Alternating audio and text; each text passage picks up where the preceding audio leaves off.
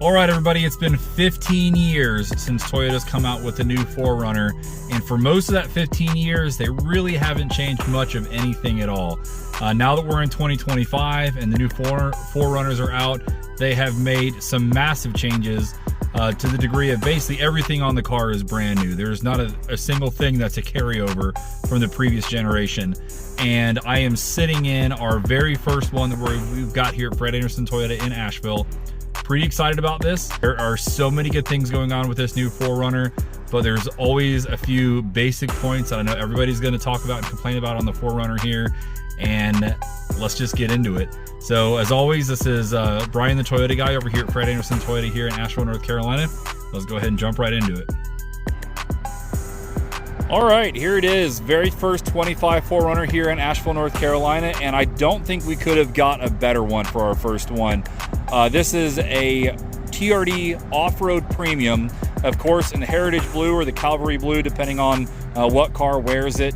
And this is just, I think, the most popular trim model that we're going to see for this new 4Runner. Given the fact that it is February and these are the first models that come out, these are not hybrid. They don't have any of the hybrid shipping yet, and I do not think that we are seeing any of the third rows yet either. So most of what's out there is some SR5s and then a bunch of TRD off-roads and TRD sports, with a handful of them having the premium package here. But I am so excited. The first one that we got is not only a four-wheel drive, not only an off-road, but a premium in what I think is the best color.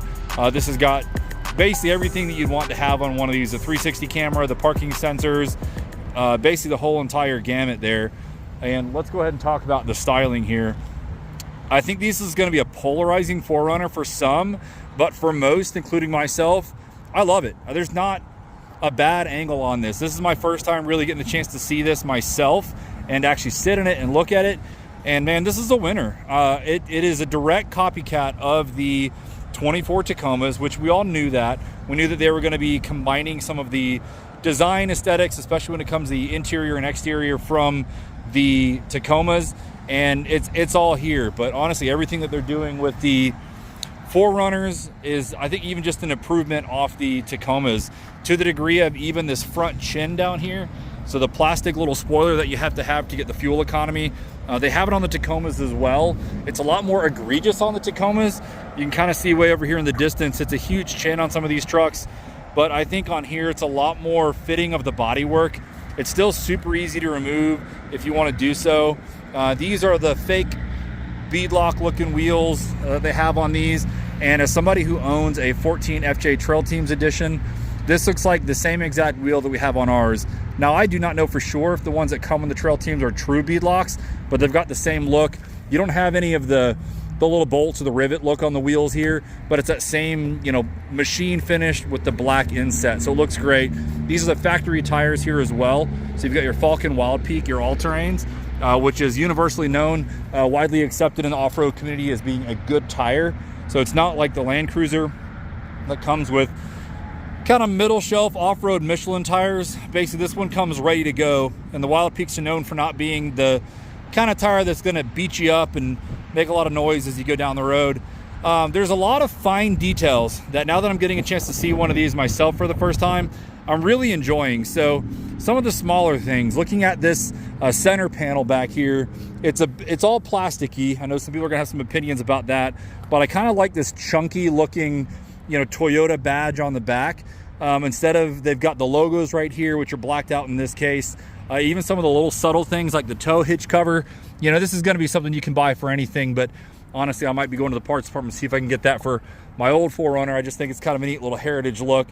But what's really neat is all of the styling of the previous 4Runners is here.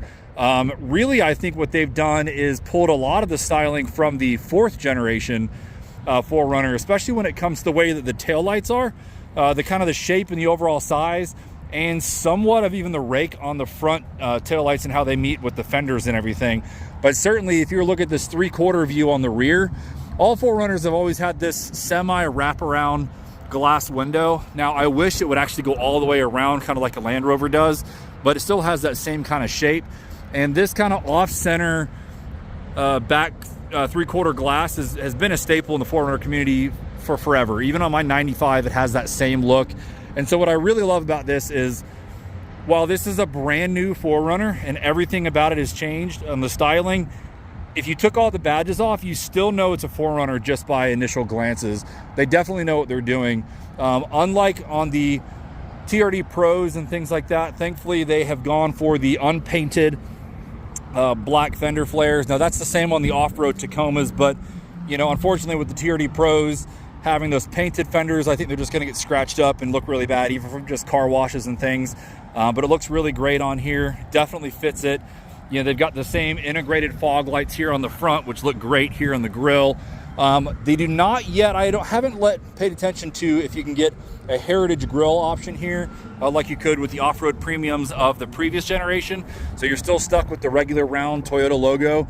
I think they've got that heritage grille on the Pros and the Trail Hunter, so I'm sure there's going to be some people swapping it out.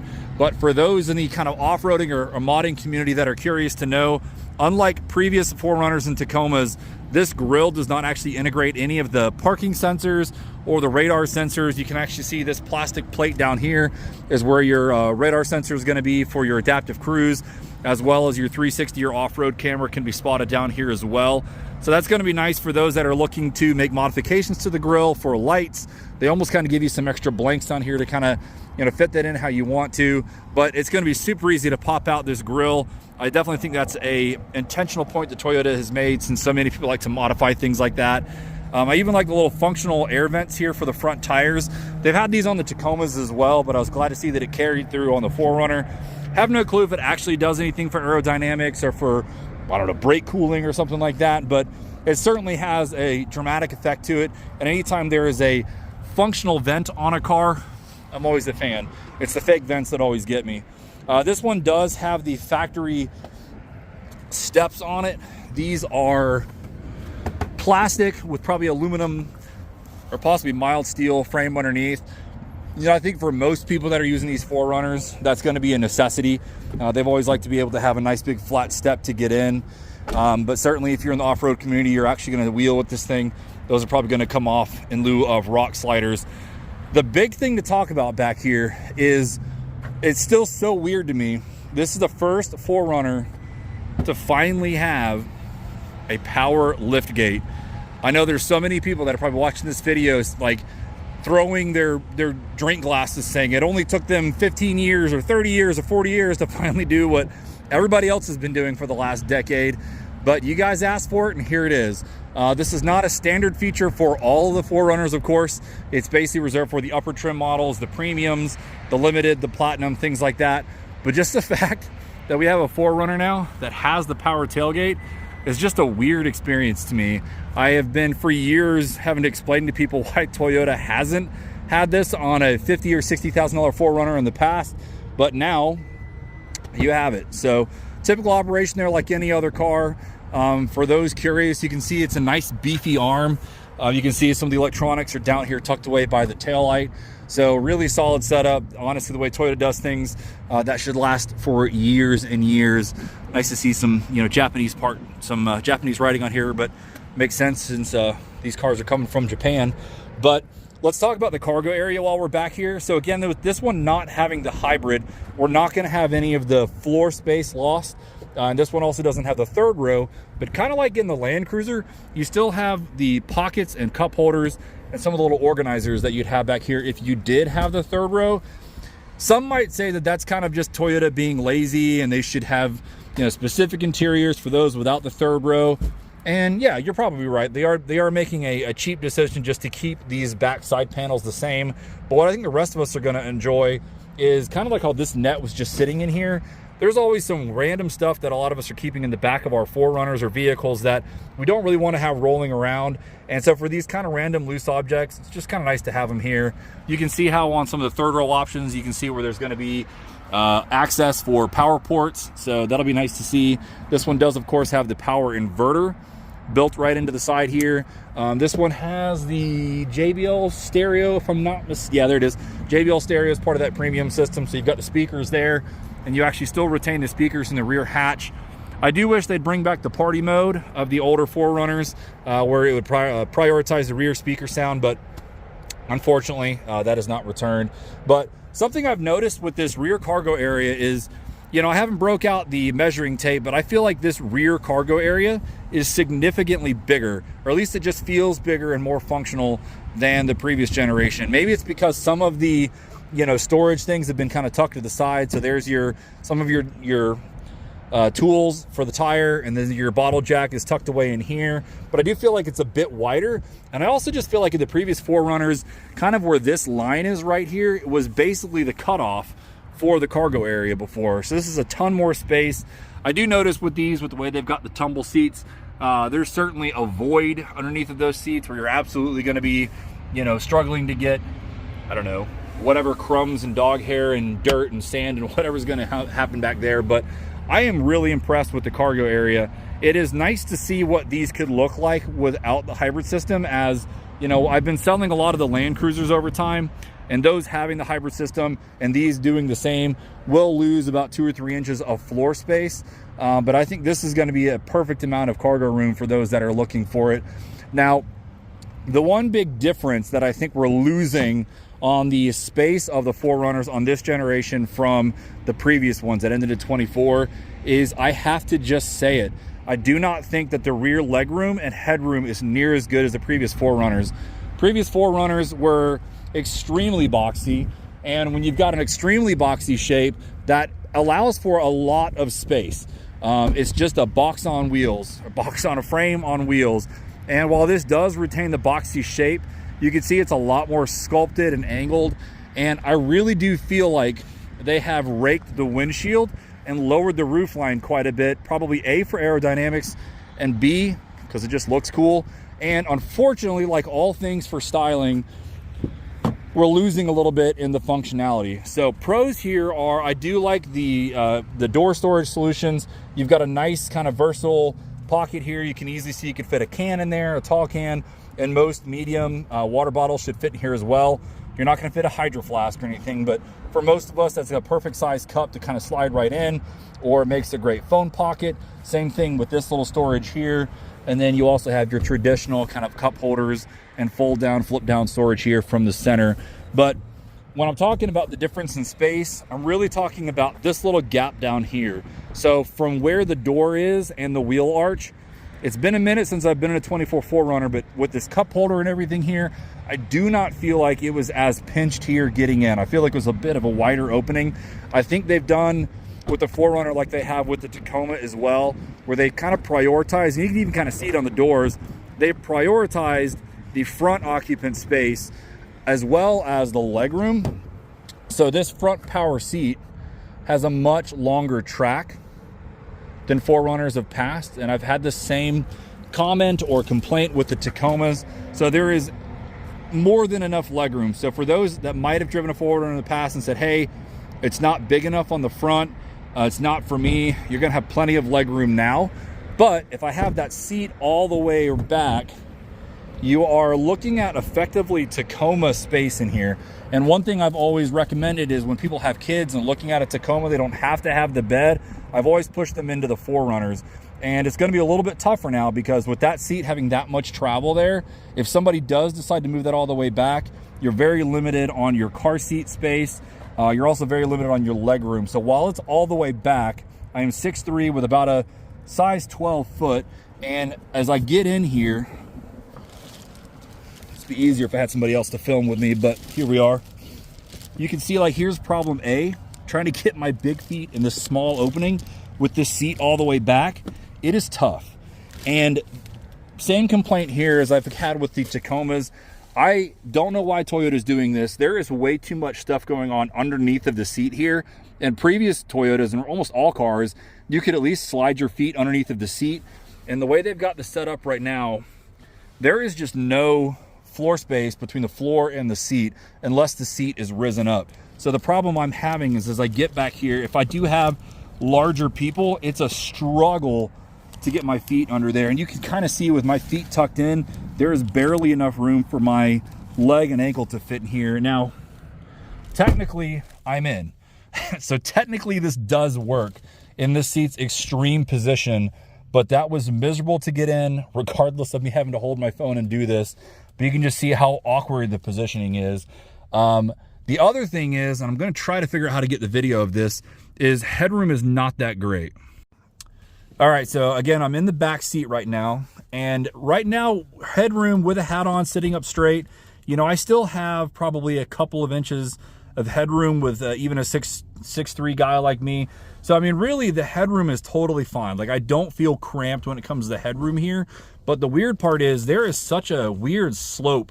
So where the sunroof is, and this is where I think we're losing out on the roof line, is the sunroof is a lot bulkier, I feel like, in the roof area than it ever was in the past. I don't know if that's because there's something going on with structural rigidity that's thicker up top, or the way the sunroof mechanism is. I don't know.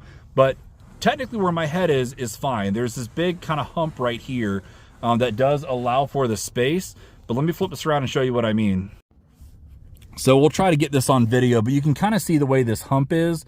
It's an egregious hump. And when I am back here at my head height, I can't even see the sunroof assembly up front here because it's so recessed up in there.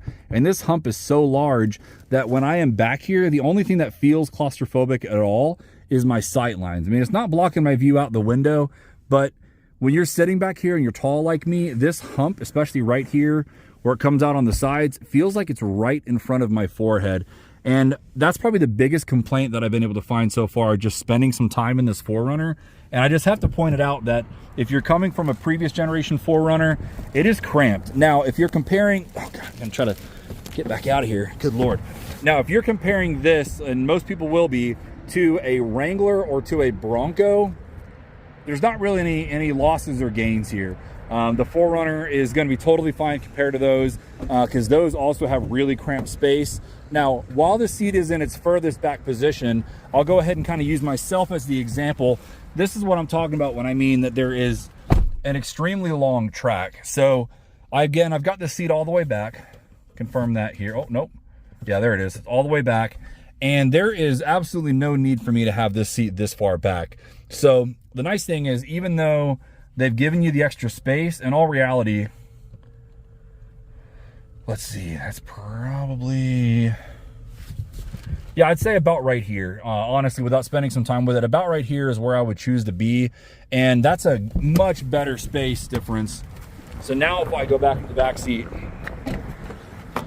it's significantly better. So really, this loss in the legroom and feet room is mostly when that seat is at its extreme.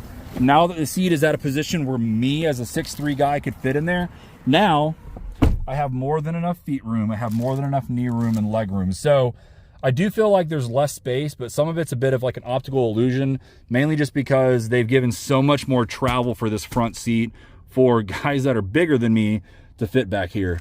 But while we're back here, I will go ahead and point out a couple nice things. Is you'd kind of expect this on a modern vehicle, but we do have better, you know, air vents. They've had these in the past now, but great location for them. You've got your kind of like your 110 outlet here, I guess 120 volt outlet, and then you've got your 2 USB-Cs. So what's nice is you've got plenty of power ports around this thing for running a laptop or running phones or an iPad or whatever. So definitely comfortable back here once you kind of get things adjusted. Now coming back up front, again, this is an off-road premium. So this one's gonna have most of the things that you could get on something like this, but we'll just kind of show you the buttons. So this is gonna look exactly like the layout of a Tacoma. So if you've been in a Tacoma, you know what to kind of expect. This one does have memory seats, which on the previous off-road premiums you did not have as an option. So I think that's a win. One massive improvement though is for the first time ever as well, we have a power operated steering column here. And that is another kind of like having the power tailgate. Having a powered steering column on a 4Runner is like living in the future, honestly, because Toyotas in general, if you know Toyotas, stuff like that does not show up on any vehicle really. It's been like the Venza, the Crown, a couple random vehicles like that, but that is just something they have hardly put in their vehicles. So I'm happy to see it here.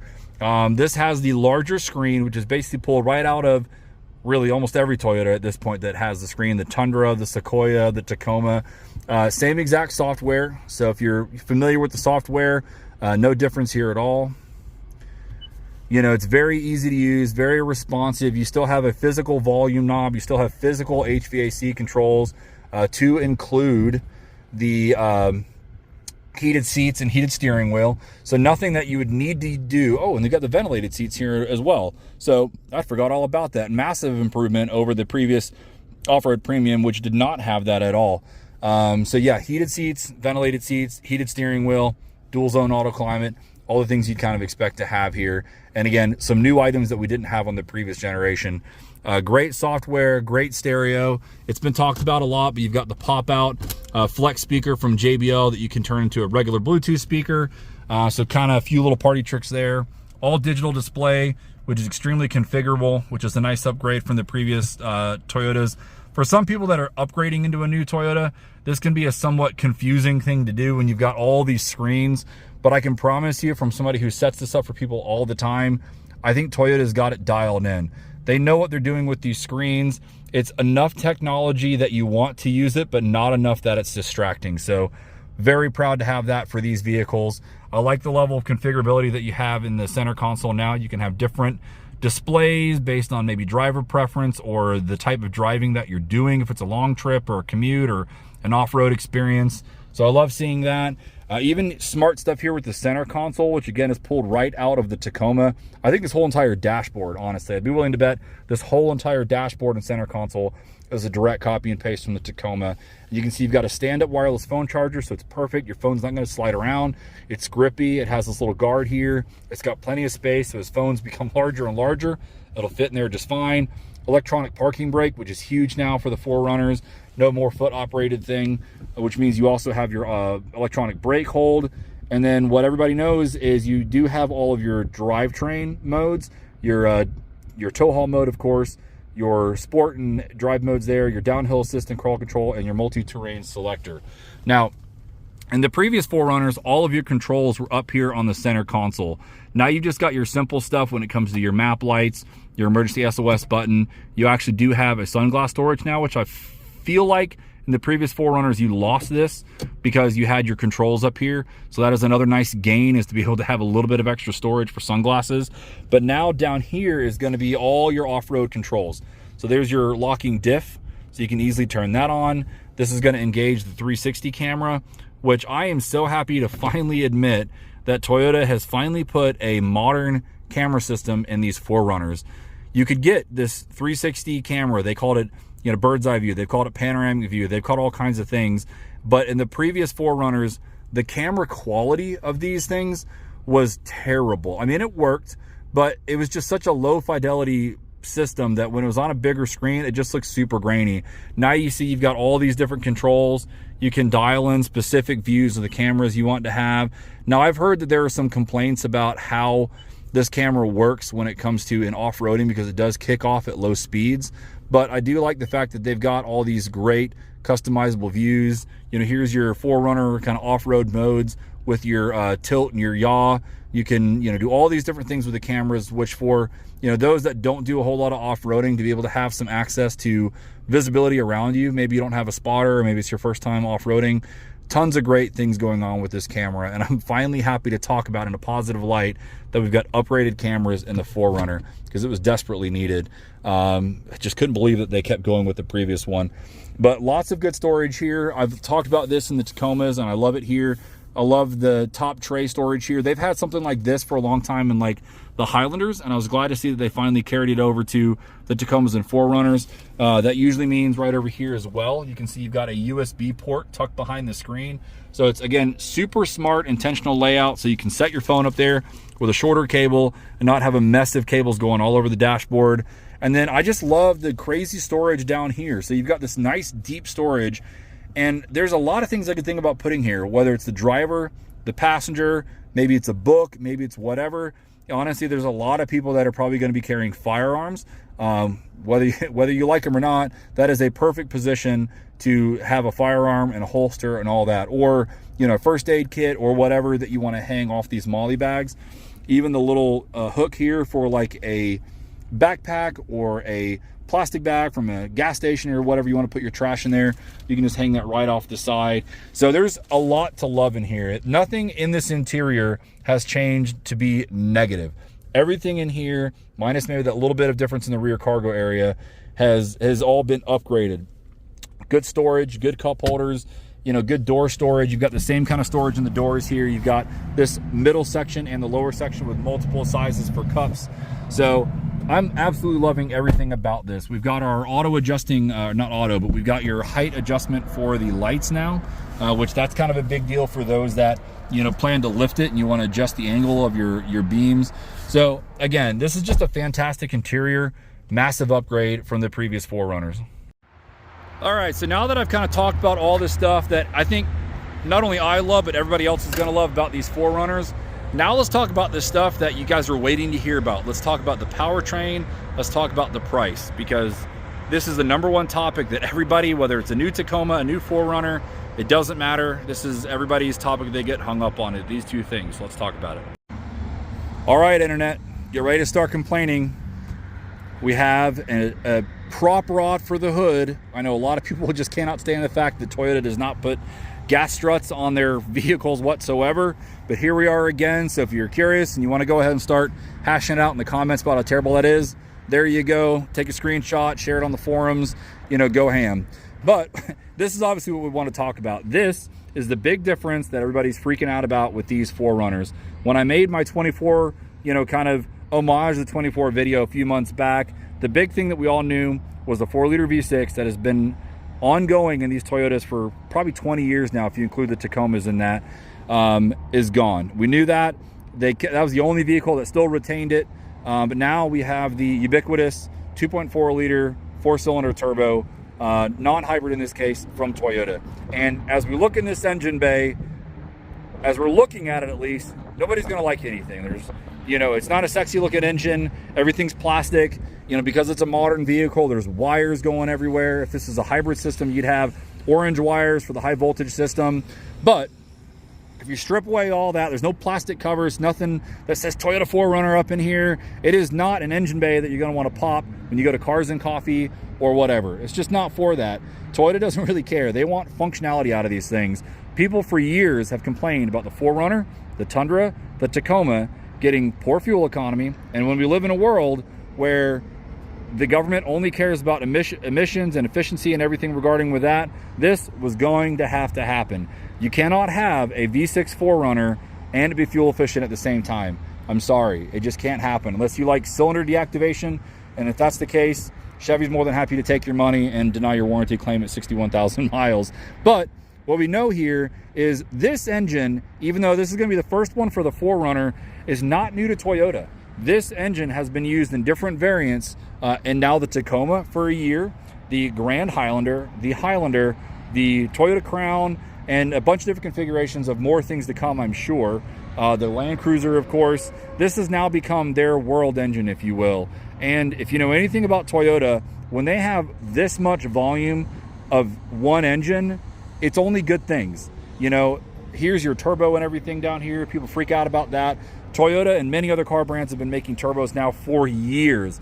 They've had turbo cars since the 80s. They actually used to make a turbo 4Runner from a 4-cylinder in the 80s. So, you know, if you are freaking out about this, I think it's like the #1 thing that everybody on the internet just wants to just go overly crazy for is the loss of the 4-liter. Now, I will back up and admit, we all know the reliability of that 4-liter V6 is next to nothing. Nothing can really compare to how reliable those 4Runner engines are. So obviously there's a lot to be proven with this new powertrain, but from what we've seen from Toyota over the years, they know they have built their brand off of reliability. And as we know from various recalls and things like that from Toyota, if they spot even a minor issue, like we're going through with the recalls, these are all Tacomas that are down here on stop sale right now for the brake recall. If there is even a minor thing that they find that they need to fix for customers, they are the first company to just openly admit that there's a fault, come up with a solution, and offer it for no charge for customers.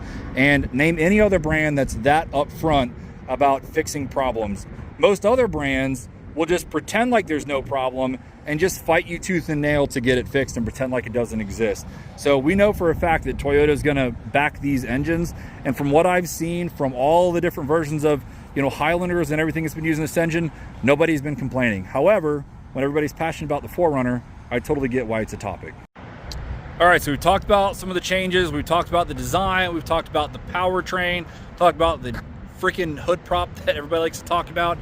Now let's talk about everybody's most important topic when it comes to these, and that's the price. So let's go take a look at the window sticker and talk about that. So before I show you guys the window sticker, most of you guys already know the pricing on these, so this won't be a shock. I want to preface that the 24 TRD Pro 4Runners basically were always in that $55,000 range. Now some features and options would take it up to 60. Dealers with markups and things like that would take it to 60 and beyond. But I just want to preface that the Limiteds and the TRD Pros of the previous generation were maxed out around the mid 50-ish range. Now let's talk about the window sticker on this one. This one again is a off-road premium, and there's not a whole lot in the way of packages that you can get for these. Man, I should have wiped the glass down. I'm sorry for the glare. Really the only factory options here is the power tilt moonroof. So all of those ventilated seats, the 360 cameras, all that kind of stuff, standard for the off-road premium. Now, we are a Southeast Toyota dealer, and love it or hate it, we do have some port accessories on here. Nothing crazy and egregious, just the typical stuff you'd expect to see. The Toyo Guard, which I can make a whole video about, honestly. Some paint protection film, the screen protectors, phone cables. Pretty typical stuff. If you shop for a Toyota, you're gonna pretty much get that at any dealer. I'm sorry, it's just what it is. But the big thing here that everybody wants to talk about is this. You know, this is a $59,000 4Runner. Might as well call it what it is. This is a $60,000 4Runner. I'll kind of leave this here so you guys can kind of take a look at it for those that maybe haven't seen a window sticker or a pricing sheet for these. But that is everybody's biggest thing they want to talk about with these 4Runners is the powertrain. Gosh, that window looks terrible. And the price. So first off, I do want to say, everybody that's complaining about the price increase on the 4Runner, on the Tacomas, on the Tundras, you name it, I am with you. I think this 4Runner is too expensive. I think all new cars, to be fair, are too expensive. Can't do anything about that. But what I do need to do, though, is I do need to defend the 4Runner and why they are priced this way.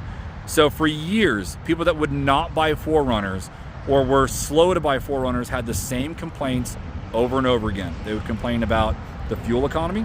They complain about the lack of technology. You know, plenty of people were spending money on a Limited with all the bells and whistles for a comfortable drive and had to close their tailgate by themselves with no power assisted features like you can get in a Kia for that matter. People complained about all these different things. They said it was outdated. They said it was behind the times. You know, they said it was Toyota just doing a cash grab for, you know, easy sales off an old powertrain. All these complaints are valid.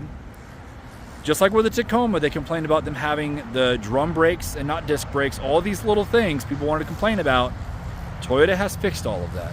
All of the things that we all complained about, the cameras, the fuel economy, the technology, the styling, the power liftgate, all of these things, the power, that's been another thing. Everybody's loved the 4Runner, but nobody's ever said that they were fast or were fantastic for towing. All these things were complaints. Toyota has listened to those complaints and fixed them. So, 25 4Runner, we are getting exactly what we asked for as consumers. We want a better fuel economy. We have it. This 4Runner right here is averaging 21 miles per gallon with a high end of 25 miles per gallon on the highway. I have an FJ Cruiser. It's a 14, runs perfectly. And the best that I can get on that 4Runner is about 18 or 19 miles per gallon on the highway, maybe 20 if there's a tailwind, and there's just no way around it. Around town driving, it's like 16 or 17 miles per gallon if I'm lucky. This thing is already about a 5 mile per gallon increase from the previous 4Runners or the older FJs. Additionally, there's more power. The horsepower is about the same, but there's better torque. And for those that haven't driven a turbo engine, the way the torque is delivered is completely different from a turbo engine from a naturally aspirated engine. It's a much more punchy powertrain. So power has been fixed, fuel economy has been fixed, technology has been fixed.